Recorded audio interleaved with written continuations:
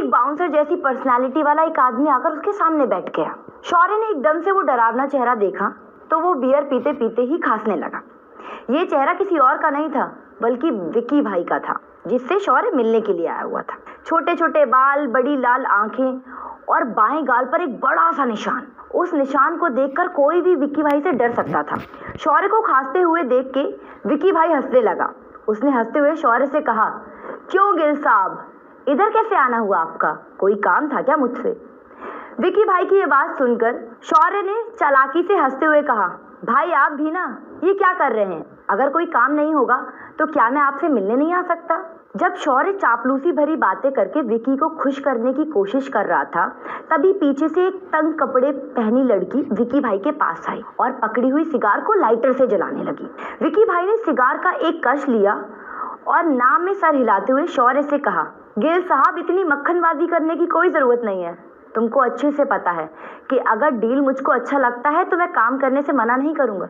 अब बताओ, तुम ऐसे कौन से झमेले में फंसे हो कि तुमको इधर मेरे पास आना पड़ा? विकी भाई कुछ ज्यादा ही स्ट्रेट फॉरवर्ड इंसान था।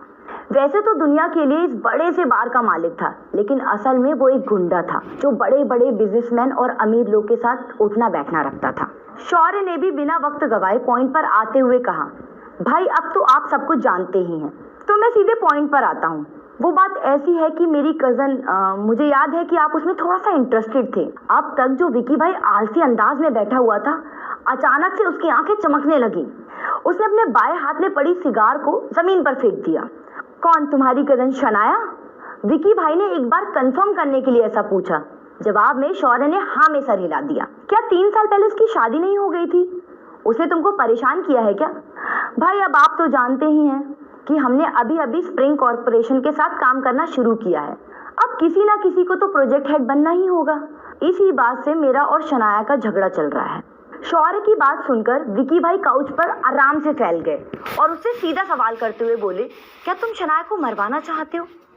जैसे ही शौर्य ने विकी भाई का ये सवाल सुना, वो तो पैनिक होने लगा और नाम में सर हिलाते हुए बोला, भाई आप जरूर मजाक कर रहे हैं। मैं भला किसी को क्यों मरवाने लगा? और शनाया, वो तो मेरी कज़न है। क्या तुम स्प्रिंग कॉर्पोरेशन के बारे में बात कर रहे हो? मेरे सुनने में आया है कि दिल्ली के रायजादा फैमिली ने इस प्रोजेक्ट में इन्वेस्ट किया है। अब जब तुम लोग के पास इतना पैसा आ ही रहा है तो तुम्हारा काम करने के लिए मैं 10 लाख लूंगा। विकी भाई की आंखों में लालच टपक रहा था। क्या? रायजादा? तभी मैं सोचूं कि इतना बड़ा इन्वेस्टमेंट, वो भी शिमला में, कौन कर सकता है? लेकिन ये तो सबसे पावरफुल और अमीर फैमिली है। अब तो किसी भी कीमत पर मुझे शनाया को इस प्रोजेक्ट से बाहर निकालना ही होगा। शौर्य ने मन ही मन में ये सोचते हुए अपना इरादा पक्का कर लिया और हामी भरते हुए विकी भाई से बोला, ठीक है भाई, 10 लाख में डन। शौर्य का जवाब सुनते ही विकी भाई जोर जोर से हंसने लगा। उसने शौर्य से कहा, अरे गिल साहब, मैं क्या कंगाल लग रहा हूँ? मैं तो बस ऐसे ही मजाक कर रहा था। अब बताओ कि तुम क्या चाहते हो? शनाया से कैसे निपटना है? ये सुनते ही शौर्य ने कुछ सोचा और विकी भाई से टेढ़ी मुस्कान के साथ बोला, विकी भाई, अब जो तरीका आपको सबसे ज्यादा पसंद है ना, उसी तरीके से निपटाते हैं। क्या? मेरा पसंदीदा तरीका? तुम चाहते हो कि मैं शनाया के साथ? शौर्य ने जवाब में बिना किसी झिझक के हामी भर दी। अपने जवाब को एक्सप्लेन करते हुए शौर्य ने कहा, हाँ भाई, अब आपको भी तो शनाया में दिलचस्पी थी ही, तो क्यों ना हम दोनों इस मौके का फायदा उठा लें। मैं बस चाहता हूँ कि हम वीडियो शूट कर लें। उस वीडियो के चलते शनाया का भी मुंह बंद हो जाएगा और आपकी सालों की तमन्ना भी पूरी हो जाएगी। एक एक शब्द के साथ शौर्य की शैतानी नीयत झलक रही थी। ये सुनकर विकी भाई को बड़ी एक्साइटमेंट सी फील हो रही थी, मगर उसने एक बार फिर भी शौर्य से सवाल करते हुए कहा, कहीं कोई गड़बड़ तो नहीं होगी?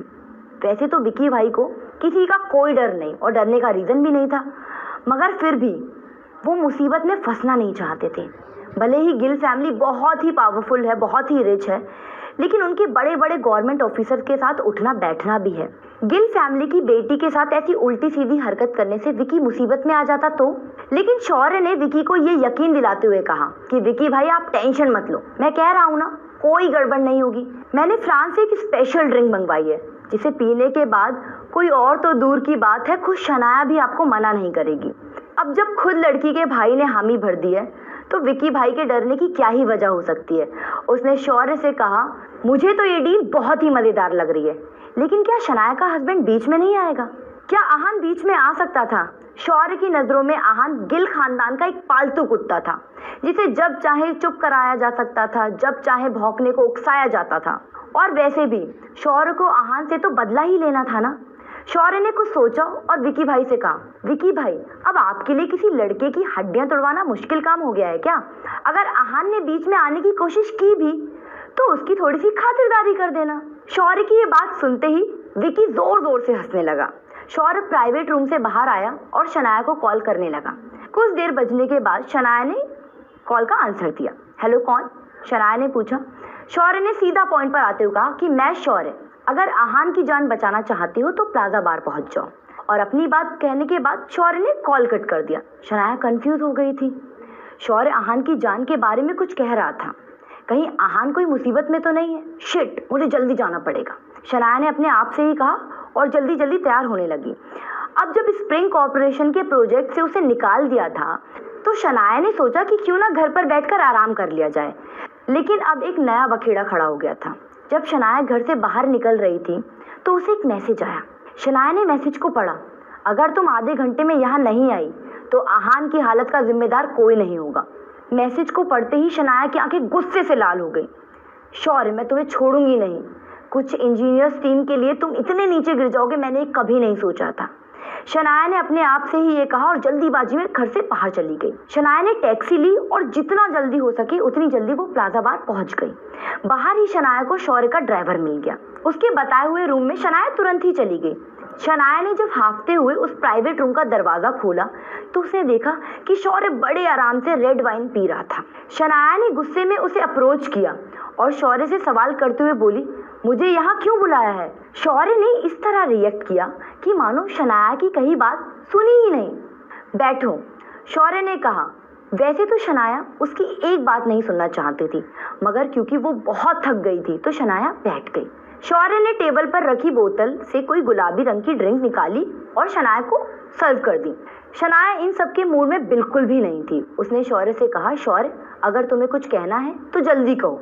शौर्य ने फाइनली कुछ कहने की तकलीफ उठाई और मुस्कुराते हुए उसने शनाया से कहा, शनाया, मैं तुम्हारा भाई हूँ, क्या तुम मुझे थोड़े से प्यार से बात नहीं कर सकती? शनाया ने इस बात पर कुछ भी रिएक्ट नहीं किया और शक भरी निगाहों से शौर्य की तरफ देखने लगी। शौर्य कब से इतना पोलाइट हो गया? शनाया ने अपने बिगड़ैल भाई को इतनी नरमी से पेश आते हुए कभी देखा ही नहीं और इसी वजह से वो डाउटफुल थी। शौर्य ने आगे कहा, देखो, मुझे तुमसे कोई भी प्रॉब्लम नहीं है, लेकिन आहान को मैं ऐसे नहीं माफ कर सकता। आफ्टर ऑल उसने मुझे सबके सामने थप्पड़ मारा था। शनाया ने शौर्य को सीधा सवाल करते हुए कहा, तो तुम मुझसे क्या चाहते हो? शौर्य ने एक बार फिर से ड्रिंक का ग्लास शनाया की तरफ बढ़ाया और कहा, मैं बस इतना चाहता हूँ कि तुम आहान को कंट्रोल करो। मैं उसका ऐसा बर्ताव सहन नहीं कर पाता हूँ और हम पुरानी सारी बातें भूल जाएं। आफ्टर ऑल एक फैमिली में ऐसे प्रॉब्लम्स अच्छे नहीं लगते हैं। शनाया को ये बात ज्यादा मुश्किल नहीं लगी और उसने शौर्य के ग्लास से अपना ग्लास टकराकर एक ड्रिंक का घूंट ले लिया और बोली, ठीक है, मैं आहान से कहूंगी कि वो आगे से ऐसा कुछ ना करे, मगर तुम भी उसे इंसल्ट नहीं कर सकते। आज कंपनी के बाहर जो भी कुछ हुआ था उसमें तुम्हारी भी गलती थी। शनाया ने अपनी बात खत्म की ही थी कि किसी अनजाने शख्स ने उसके सामने आकर कहा। शनाया आदमी के चेहरे पर लगा घाव देखकर डर गई, मगर अपनी घबराहट छुपाते हुए शनाया ने शौर्य से पूछा, ये कौन है शौर्य? शनाया को कुछ अजीब सा महसूस हुआ, इसलिए वो उम्मीद के साथ शौर्य की तरफ देखने लगी, मगर शौर्य खड़ा हो गया और टेढ़ी मुस्कान के साथ शनाया की तरफ देखने लगा और उसने शनाया से कहा, शनाया। शौर्य की बातें समझने की कोशिश करते हुए शनाया ने विकी की तरफ देखा और वो समझ गई कि अब वो शौर्य के चुंगल में बहुत बुरी तरह फंस गई थी। शौर्य, तुम्हारी हिम्मत कैसे हुई? शनाया ने कहा और वो शौर्य का कॉलर पकड़ने जा ही रही थी कि उसका सर चकराने लगा। शनाया काउच पर लेट गई। शौर्य, तुम ऐसा मेरे साथ कैसे कर सकते हो? अगर दादाजी को पता चला तो वो तुम्हारी जान ले लेंगे। मुझे यहाँ से ले चलो। शौर्य। शनाया चिल्लाती रही, लेकिन ना ही शौर्य और ना ही विकी कोई उसकी बात सुनने वाले नहीं थे। असल में जो ड्रिंक शनाया ने पी थी वो एक तरह का ड्रग्स था जिसके बारे में शौर्य ने जिक्र किया था। एक घूंट के बाद ही शनाया अपना होश खोने लगी थी। शौर्य और विकी शनाया की इस हालत पे हंस रहे थे। शौर्य ने दरवाजे के पास जाकर कहा, भाई आप मजे लो, मैं निकलता हूँ। विकी ने हामी भर दी तो शौर्य कमरे से बाहर चला गया था। मेरी जान, मैं आ रहा हूँ, विकी ने ऐसे घिनौने मुस्कान के साथ शनाया को ये सब कहा। भले ही शनाया को सब कुछ क्लियर दिखाई नहीं दे रहा था, लेकिन फिर भी वो एक हट्टे कट्टे आदमी को अपनी तरफ आते हुए देख पा रही थी। दूसरी तरफ आहान अभी अभी अपने ऑफिस से बाहर निकला था। आज शनाया घर पर है तो मैं जल्दी से जाकर उसके लिए खाना बना देता हूँ। कितने दिनों बाद हम दोनों घर पर मॉम के साथ मिलकर लंच करेंगे। आहान ने मन ही मन में ये कहा और पार्किंग से अपनी बाइक निकालकर घर जाने लगा। कुछ देर से उसके दिल में थोड़ी सी बेचैनी हो रही थी। ऐसा लग रहा था कि जैसे कुछ बुरा होने वाला है, लेकिन आहान ने अपनी इस फीलिंग को नजरअंदाज कर दिया और जल्द से जल्द घर जाने लगा। आहान जब सिग्नल पर रुका तो उसने देखा कि किसी बड़े से बार से शौर्य बाहर आ रहा है और उसके चेहरे पर एक अलग तरह की खुशी थी। शौर्य को देखकर आहान कंफ्यूज हो गया और उसने मन ही मन में कहा, क्या आज सुबह जो हुआ उसके बाद शौर्य का इतना खुश होना थोड़ा अजीब नहीं है? ना चाहते हुए भी मैंने उसे थोड़ा ज्यादा ही इंसल्ट कर दिया था, लेकिन ये तो मुंह छुपाने की वजह पार्टी कर रहा है, बेशरम कहीं का। आहान ने देखा कि सिग्नल ग्रीन हो गया है तो उसने अपना वक्त नहीं गवाया और सीधा चला गया। कुछ भी करके वो लंच के लिए लेट नहीं होना चाहता था। आहान को क्या पता था कि उसी प्लाजा बार में उसकी वाइफ शनाया पर क्या बीत रही थी। अब क्या होगा? क्या आहान को कुछ पता चल पाएगा या फिर वो घर चला जाएगा? आहान के जाने के बाद शनाया को विकी से कौन बचाएगा?